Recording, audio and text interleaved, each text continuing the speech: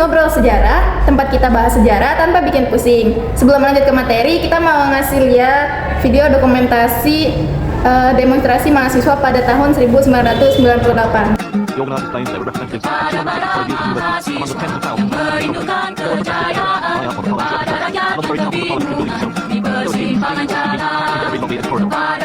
Some parliamentary workers were unable to serve. There was Parliament Secretary of the Ministry were playing DJ outside Wahai kalian yang rindu kemenangan, wahai kalian yang turun ke jalan demi mempersembahkan jiwa dan raga.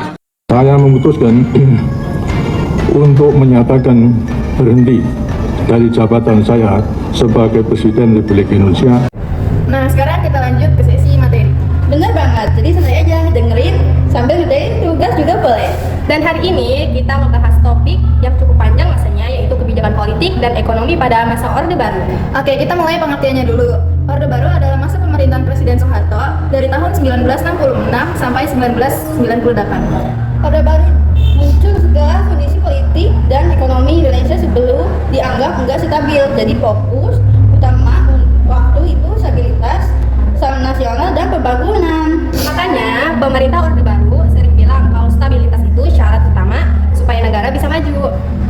Sekarang kita masuk ke kebijakan politik, di mana masa Orde Baru pemerintah sangat menekankan keamanan dan ketertiban. Iya, tapi konsekuensinya kebebasan berpendapat masyarakat jadi terbatas. Kritik ke pemerintah nggak selalu bisa dan disampaikan dengan bebas.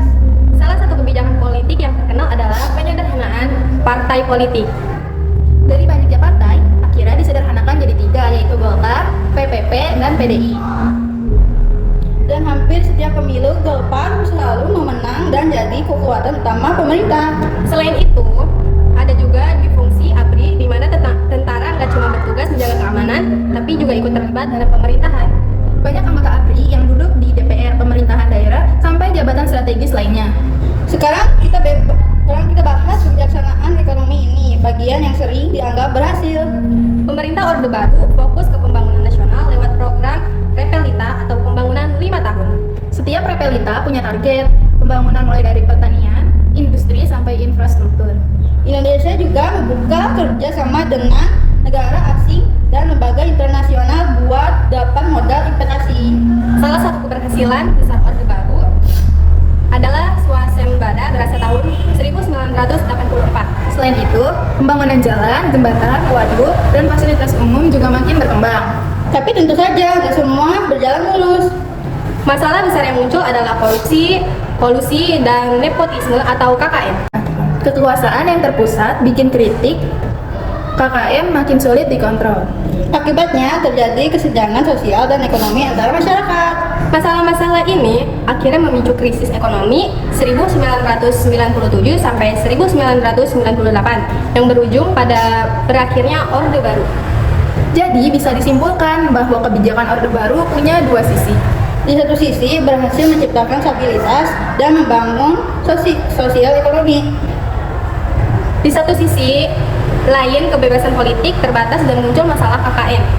Oke, itu dia pembahasan kita tentang kebijakan politik dan ekonomi Orde Baru. Semoga pembahasan ini bisa menambah pemahaman kamu. Dan pastinya semoga tugas sejarah kamu jadi lebih gampang. Oke, segitu aja podcast dari kita tentang Sejarah politik. tentang ini sejarah masalah demonstrasi mahasiswa pada tahun 1998 dan Orde Baru. Sampai jumpa.